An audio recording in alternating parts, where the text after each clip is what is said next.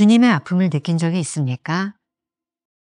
요한복음 21장 17절. 아픈 사랑. 당신의 내면 가장 깊숙한 곳까지 주님의 아픔을 느낀 적이 있습니까? 마귀도 결코 그곳까지는 아픔을 줄 수 없습니다. 물론 죄나 사람 사이의 애정도 마찬가지입니다. 오직 하나님의 말씀만이 그곳까지 들어갈 수 있습니다. 주님께서 하시는 질문은 우리에게 새로운 관점을 주시기 위함입니다. 주님의 질문은 우리를 사명으로 이끄시는 필연적인 과정입니다. 아픈 만큼 성숙해진다는 말은 신앙에 있어서도 변하지 않는 진리입니다. 하나님의 질문에는 하나님의 마음이 숨겨져 있습니다. 세 번째로 요한의 아들 시몬아, 네가 나를 사랑하느냐? 라고 물으셨을 때 베드로가 근심하여 말을 합니다. 근심의 이유는 아마 피상적이었던 관계, 즉 자연적 인격의 관계가 아닌 영적 관계로 깊이 들어가게 되었기 때문입니다. 주님의 질문이 베드로에게 아프게 다가왔을 때 베드로는 비로소 주님을 얼마나 사랑하는지 알게 되었습니다. 베드로의 최선은 주님이 아시잖아요 라는 대답이었습니다.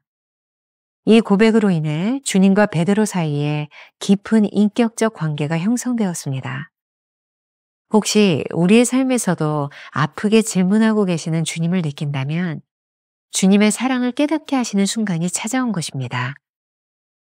거의 드물게 아마도 한 번 주님은 우리를 피할 수 없는 곳에 데리고 가셔서 꿰뚫는 직선적인 질문으로 우리에게 고통을 가하십니다. 그러면 우리는 그 어떤 고백보다 훨씬 더 깊이 주님을 사랑하는 자신을 깨닫게 될 것입니다. 주님의 질문이 아프게 우리 삶에 파고들 때 진정한 회개의 열매와 깊은 소명이 찾아옵니다. 하나님께서 우리를 찾아와 주시는 아픔은 큰 선물입니다. 우리는 주님의 뼈아픈 질문을 통해 주님을 깊이 사랑하는 자신을 깨닫게 됩니다. 그리스도인으로 철이든 우리는 주여, 주께서 모든 것을 아십니다 라고 고백할 것입니다. 김병삼 목사의 365일 매일 만나, 오늘은 3월 2일 주님의 아픔을 느낀 적이 있습니까? 라고 하는 제목으로 함께 나누어 보도록 하겠습니다. 오늘은 한 가지 주제만 가지고 생각하려고 하는데 아픈 사랑이라고 하는 말입니다. 사랑은 좋은 것이기는 하지만 아픈 것입니다. 챔버스는 오늘 아픈 사랑에 대하여 이렇게 이야기하고 있습니다. 제가 조금 읽어드리겠습니다. 당신의 내면 가장 깊숙한 곳까지 주님의 아픔을 느낀 적이 있습니까?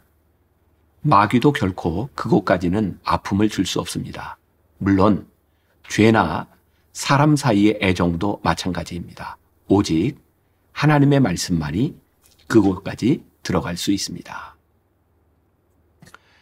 주님께서 우리에게 질문하실 때 알지 못함이 아니라 우리에게 새로운 관점을 주시기 위하여 질문하실 때가 있습니다. 하나님께서 우리들에게 물으실 때 그 의도가 무엇일까 궁금하죠. 전능하신 하나님께서 우리의 인생에 대해 진짜 궁금증을 가지고 계실까요? 주님께서 우리들에게 질문하실 때는 필연적으로 우리를 사명으로 이끄시는 과정이 있다는 생각을 합니다. 물론 이 질문이 얼마나 아프고 쓰린지 알 수 없습니다. 그런 말 많이 들어봤죠? 아픈 만큼 성숙해집니다. 이것은 신앙에 있어서도 변하지 않는 진리라는 생각을 합니다. 우리를 아픈 질문으로 이끄시는 하나님의 질문은 아주 효과적인 교육 방법입니다. 리더십의 대가인 존 맥스웰 목사님은 인생의 중요한 순간에 다시 물어야 할 것들이라는 책에서 질문은 꽉 닫힌 문을 여는 알리바바의 주문이다 라는 말을 했습니다. 질문자의 의도를 파악하고 그 질문에 대해 답을 하면서 성장하는 것이죠. 우리가 하나님께 질문을 던질 때는 인생에 풀리지 않는 수수께끼 같은 상황입니다. 그렇죠? 생각해 보세요. 하나님 왜? 하지만 하나님께서 우리들에게 질문을 던지실 때는 하나님의 마음을 알기 원하는 하나님의 소원이 숨어 있습니다. 오늘 본문이 바로 그렇습니다. 세 번째로 부활하신 예수님이 요한의 아들 시몬아, 내가 나를 사랑하느냐라고 물으셨을 때 베드로가 근심하여 말을 합니다. 여기에서 베드로가 근심한 이유가 무엇일까요? 아마도 이전까지의 피상적이었던 관계, 즉 어제 우리가 나누었던 것처럼 그의 자연적 인격이 아닌 영적 관계로, 퍼스널리티로 깊이 들어가게 되었기 때문일 것입니다. 그가 한 말은 주여, 주께서 모든 것을 아십니다 라는 대답이었습니다. 이전의 두 번의 물음에 대한 베드로의 두 번의 대답에는 자랑스러움이 배어납니다. 챔버스가 그렇게 이야기를 하죠. 주님 보십시오. 제가 얼마나 주님을 사랑하는지 말입니다. 세상 사람들도 다 알 것입니다. 그런데 주님을 진정으로 사랑하고 나니 그런 자신감이 다 사라져 버렸습니다. 누군가에게 무엇을 증명할 필요가 없어졌습니다. 그저 주님만이 내 진심을 알아주시면 되는 것입니다.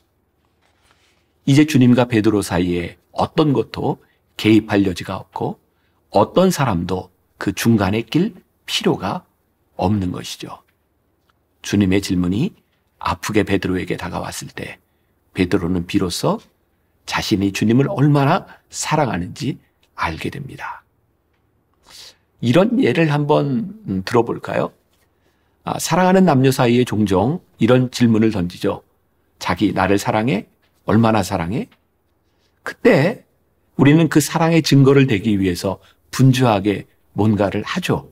그 사랑을 증명하기 위해 어떤 선물을 주고 무엇을 하고 어떤 행위를 하고, 그런데 정말 그런 것들이 사랑을 증명할 수 있을 것이라고 생각하나요? 어쩌면 그러한 시도를 하는 것 자체가 아직은 아닌 사랑은 아닐까.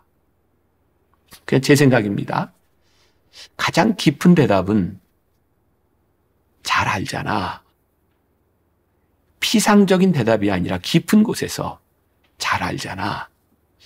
어떤 것으로도 표현하지 않아도 가장 깊이 전달할 수 있는 것이 있다면 내가 나를 잘 알잖아. 그런 깊은 말이 아닐까요? 베드로의 마음을 아프게 했던 주님의 물음에 대하여 베드로의 최선의 대답이 그랬던 것 같아요. 주님, 아시잖아요. 이 고백으로 인해 주님과 베드로 사이에 깊은 인격적 관계가 형성되었습니다. 이제 다른 사람과도 아무 상관이 없는 오직 주님과의 관계 속으로 들어가게 된 것이죠. 이제 베드로는 자기가 주님을 얼마나 사랑하는지 사람들에게 증명하거나 떠벌릴 필요도 없어지게 된 거죠. 왜? 주님이 아시니까. 오늘 말씀의 제목이 주님의 아픔을 느낀 적이 있습니까? 로 되어 있습니다. 여기에 아픔이라고 하는 말이 영어 단어에 hurt라는 말을 쓰고 있는데요. 저는 이 아픔이라는 말보다 상처라는 말이 좀 더 어울릴 것 같다라는 생각을 했습니다. 베드로가 주님을 배신함으로 받았던 상처, 그 상처의 아픔을 말하고 있는 것 같아요. 베드로가 주님의 사랑을 배신했을 때 주님의 마음에도 상처가 있지 않았을까요? 주님을 배신하는 베드로를 바라보며 주님의 마음이 많이 아프지 않았을까요? 베드로에게 이 깊은 주님의 상처가 느껴지는 순간이었어요. 그 상처가 느껴질 때, 그 아픔이 느껴질 때 비로소 진실하게 주님께 다가가는 순간이 베드로에게 찾아온 것이죠. 혹시 오늘 우리들의 삶에서 아프게 질문하고 계시는 주님을 느끼고 있다면 주님의 사랑이 무엇인지를 깨닫게 하시는 순간이 우리들에게 찾아온 것입니다. 챔버스의 말입니다.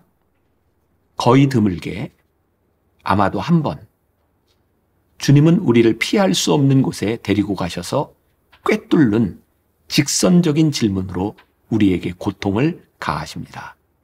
그러면 우리는 그 어떤 고백보다 훨씬 더 깊이 주님을 사랑하는 자신을 깨닫게 될 것입니다.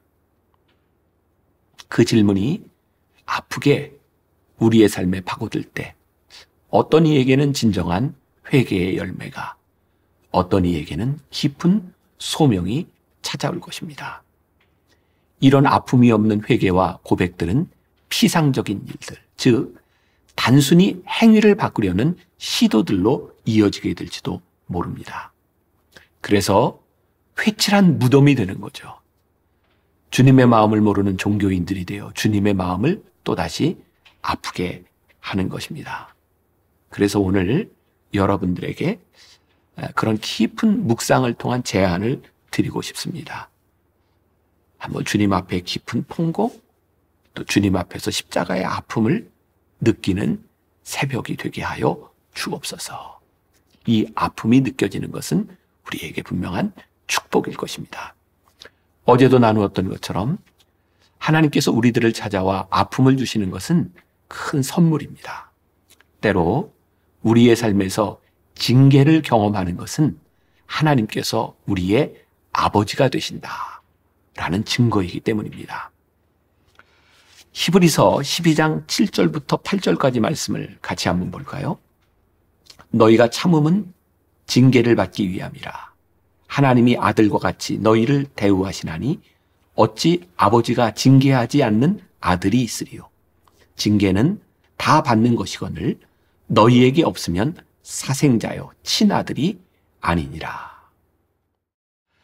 오늘 묵상을 준비하다가 정여울 작가의 칼럼 사랑에 이르는 길, 깨달음에 이르는 길이라는 것을 보게 되었는데 글이 참 좋습니다. 제가 좀 읽어드리려고 그래요.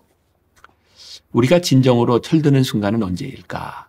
내 경험으로 비춰보면 상대방을 내가 더 많이 사랑했을 때, 그럼에도 불구하고 그 사랑이 아깝거나 억울하거나 부당하다고 느껴지지 않을 때였던 것 같다. 어린 시절에는 친구끼리라도 내가 그 아이를 더 많이 좋아하면 힘들고 슬프고 외롭기까지 했는데 어른이 되고 나니 누군가를 진심으로 마음에 둔다는 것 자체가 내가 더 많이 사랑하는 것을 두려워하지 않는 것임을 알게 되었다. 모든 사랑에는 어쩔 수 없는 불평등이 있다. 누군가 더 많이 사랑하게 되어 있다. 완전히 똑같이 타오르고 완전히 같은 속도로 사그라지는 사랑은 없는 것 같다. 이게 진짜 사랑이라는 생각이 들어요. 주님의 뼈아픈 질문을 통해 우리는 주님을 깊이 사랑하는 자신을 깨닫게 됩니다. 이것이 그리스도인의 철드는 순간이 아닐까요? 그리스도인으로 철이 든 우리는 하나님을 향한 나의 사랑이 억울하거나 부당하다고 여기지 않고 주여, 주께서 모든 것을 아십니다. 그것으로 족합니다. 그것 때문에 감사합니다. 그렇게 고백할 수 있을 것입니다. 오늘 우리가 함께 기억할 한 줄 노트. 주님의 사랑이 아프게 느껴질 때 비로소 우리는 깊은 사랑의 관계 속으로 들어갑니다. 오늘 이런 질문으로 하루를 살아봅시다. 주님 사랑합니다 라는 우리의 고백이 너무 가볍지는 않았나요? 당신의 사랑으로 인해 오히려 주님의 마음에 상처를 드리지는 않았나요? 기도하겠습니다. 하나님, 오늘 묵상을 통해 아픈 사랑을 우리에게 말씀하십니다.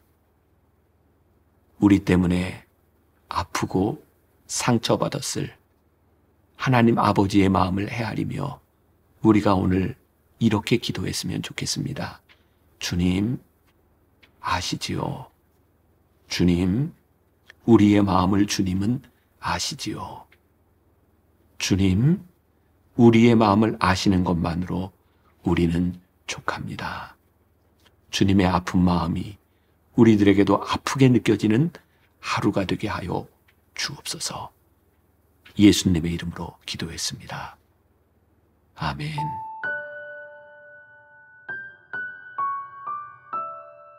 주님의 사랑이 아프게 느껴질 때 비로소 우리는 깊은 사랑의 관계 속으로 들어갑니다.